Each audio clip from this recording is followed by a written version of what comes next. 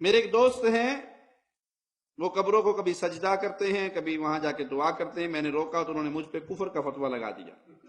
براہ مہربانی قرآن و حدیث سے کچھ ایسا بتائیں کہ میں ان کو کہوں. اور وہ یہ بھی کہتے ہیں کہ پاکستان میں 3 جنتیں ہیں، 2 میں جا چکا ہوں اور 1 کی زیارت باقی ہے. تو انہوں پھر اگلی جنت کی لوڑ کوئی نہیں، اتنے ہی نبیڑنا جڑا نبیڑنا. قبروں پہ سجدے کرنا، ان کے پاس جا کے مردوں سے مانگنا، دعا کرنا، ان سے اپنی ایک تو ہے ان کے لیے دعا کرنا، اللہ ان کو معاف کر دے، اللہ ان پر رحم فرمائے، وہ تو جائز ہے. لیکن ان سے اپنے لیے مانگنا کہ پیر جی، بابا جی، اولاد دے دو، رزق دے دو، شفا دے دو، خیر دے دو، مشکلیں ٹال دو، پھنسی ہوئی کشتیاں باہر نکال دو، مقدموں میں پھنس گیا ہوں بری کر دو، یہ تمام چیزیں شرک ہیں. سجدہ اللہ کا حق ہے. سجدہ کس کا حق ہے؟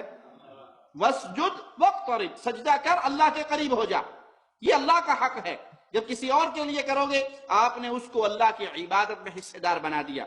مانگنا، پکارنا، دعا کرنا عبادت ہے. الدعاء هو العبادہ، پکارنا ہی تو عبادت ہے.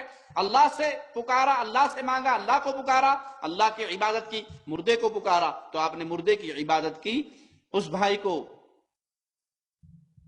اللہ کی وحدانیت، توحید عبادت سمجھائیے، قرآن حکیم کی آیات سنائیے. غیر اللہ کو سجدے حرام ہماری ایک CD ہے، وہ دکھائیے، اللہ اس کے سینے کو کھول دے.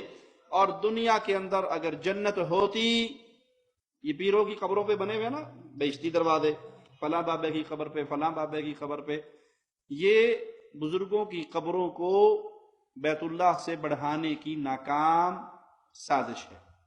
اگر کہیں پہ کوئی دروازہ ایسا ہوتا جس سے گزرنے والا جنت میں چلا جاتا تو وہ بیت اللہ میں ہونا چاہیے تھا، یا رسول اللہ صلی اللہ علیہ وسلم کی مسجد میں ہونا چاہیے تھا.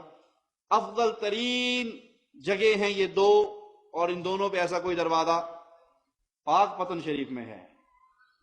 وہ جنتی دروازہ نہیں ہے، بلکہ وہ شرک کرنے کی وجہ سے جہنمی دروازہ ہے. اس سے گزرنے کے بعد جہنم مل سکتی ہے، جنت نہیں ہے.